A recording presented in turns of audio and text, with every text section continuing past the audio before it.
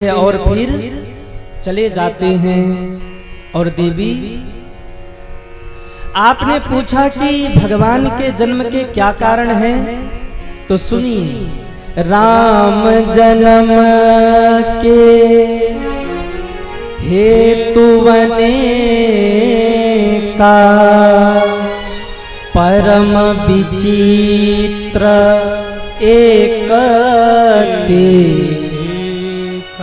देवी राम जन्म के एक कारण नहीं है, अनेक कारण हैं और परम विचित्र एक ते एका।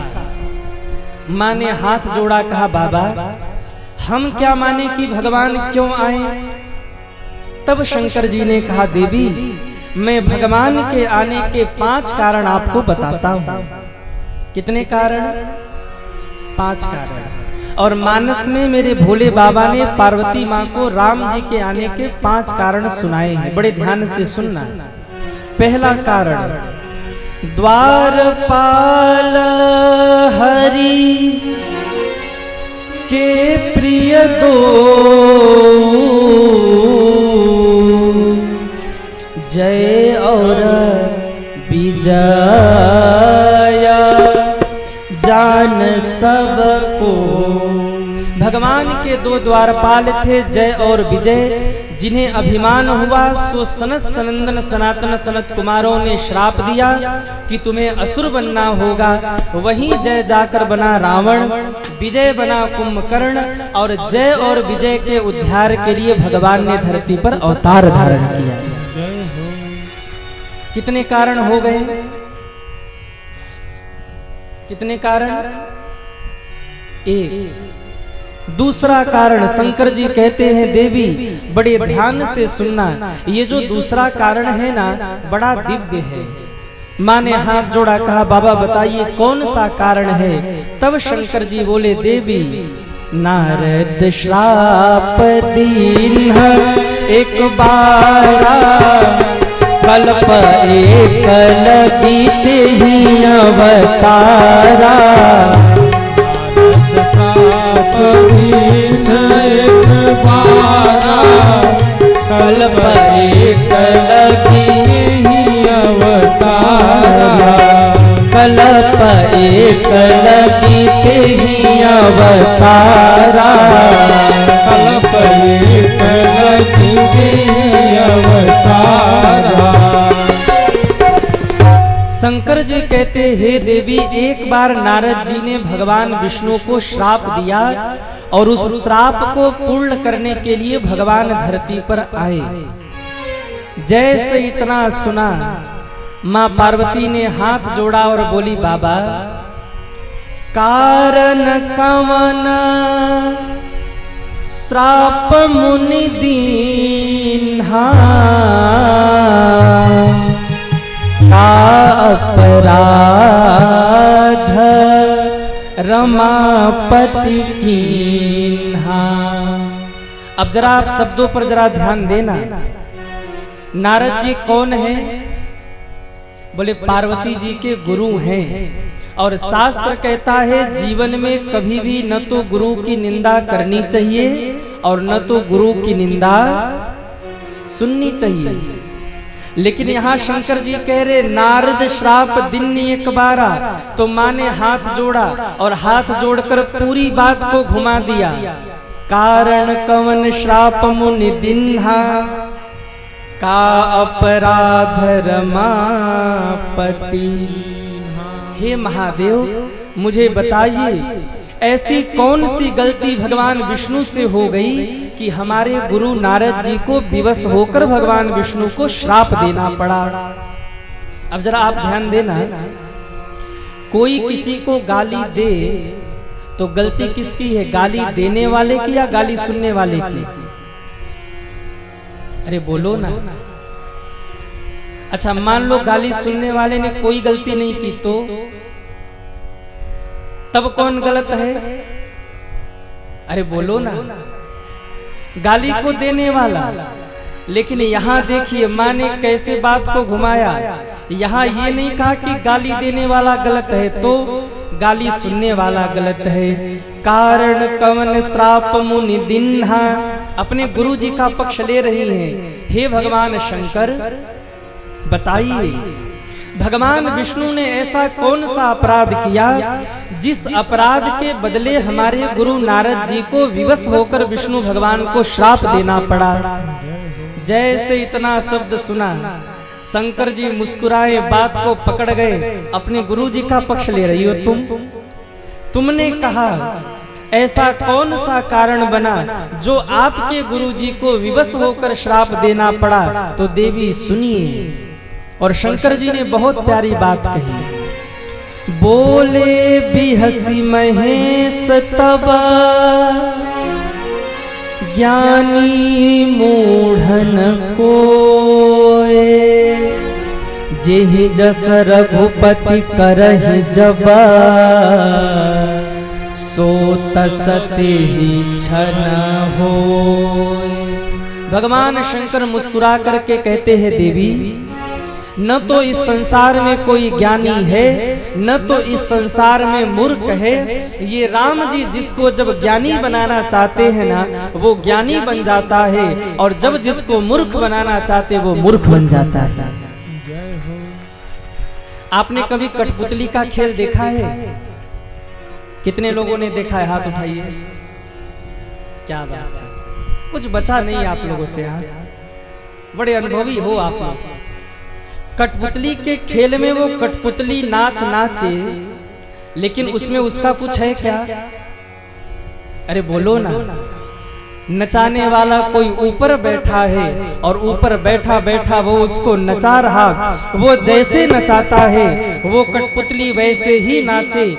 हम और आप भगवान के हाथ की कठपुतली है, डोरी राम जी के हाथ में है। राम जी जब जिसको नचाना चाहते वैसा उसको नचा देते,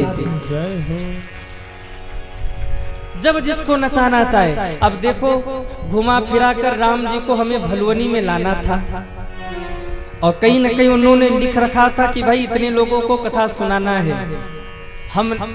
अगर हम प्रयास भी करते कि भलुवनी नहीं जाना, उनके विधान में है, तो वो खींच करके भलुवनी में आकर के बिठा देते।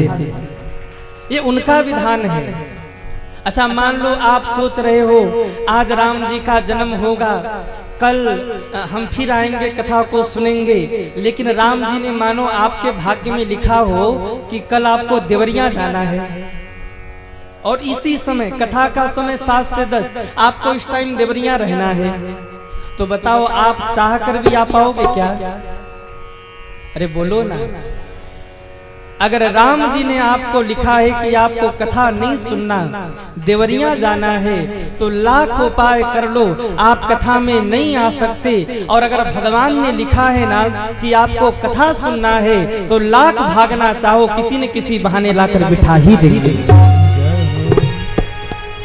शंकर जी कहते हैं, देवी बोले बिहसी महेश तब ज्ञानी मूढ़न कोय, जेहि जस रघुपति करहि तब, सो तसते ही छन होय। माँ ने कहा, बाबा ये बातों में मत उलझाइए हमें, ये बताइए ना कि हमारे गुरुजी ने भगवान को क्यों श्राप दिया। क्योंकि नारद विष्णु भगत मुनि ज्ञानी, वो तो भगवान के परम भक्त हैं, ज्ञानी हैं, फिर क्यों श्राप देना पड़ा? भगवान शंकर मुस्कुराए और कहा, देवी सुनिए। एक बार नारद जी घूमते हुए हिमालय से जा रहे थे, देखा एक बड़ा सुंदर आश्रम है। कैसा आश्रम है? आश्रम परमा पुनीत सुहावा, देखी देव ऋषि मन अति भावा। नारद जी ने देखा बड़ा बढ़िया आश्रम है, कुछ देर बैठ करके यहाँ भगवान का भजन कर लेना चाहिए। मेरे भाई बहन ध्यान देना, हमारी दृष्टि जैसी होगी ना, इस सृष्टि का दर्शन हम उसी हिसाब से करेंगे। मान लो किसी ने नीला चश्मा लगा लिया तो ये दुनिया कैसी दिखेगी? अरे बोलो ना, नीला।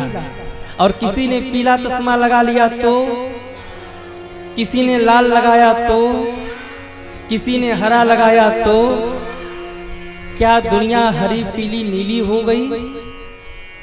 अरे बोलो ना, दुनिया तो वही है जो थी।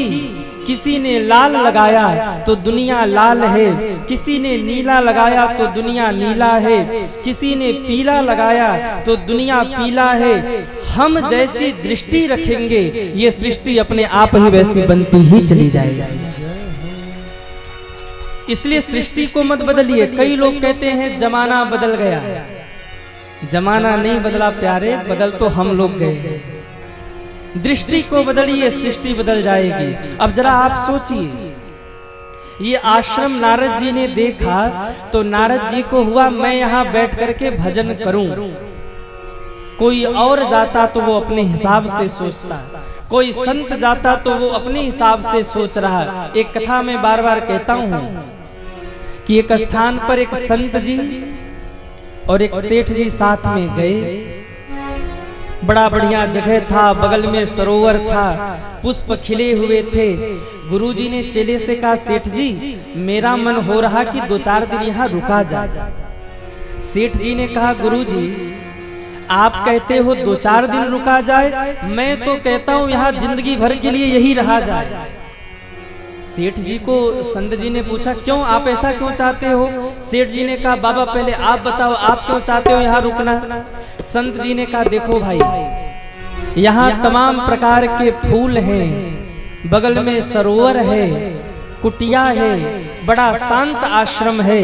मैं सोच रहा हूँ कुछ दिन यहाँ रुकूं तो भगवान का भजन भी बढ़िया होगा, सरोवर में ठाकुर जी को स्नान भी कराएंगे और रोज नए नए पुष्प भी चढ़ाएंगे। पर आप क्यों रुकना चाहते हो? सेठ जी ने कहा संत जी आप इसलिए रुकना चाहते हैं कि यहाँ भजन बड़ा बढ़िया होगा, पर मैं इसलिए रुकना चाहता हूँ कि यहाँ फूल बहुत से हैं, फूल का व्यापार बड़ा बढ़िया होगा। अब जरा आप सोचिए, जगह एक ही है, संत जी सोच रहे बैठ करके भजन कर लिया जाए और सेठ जी सोच रहे यहाँ पर फूल का व्यापार कर लिया जाए। हमारी दृष्टि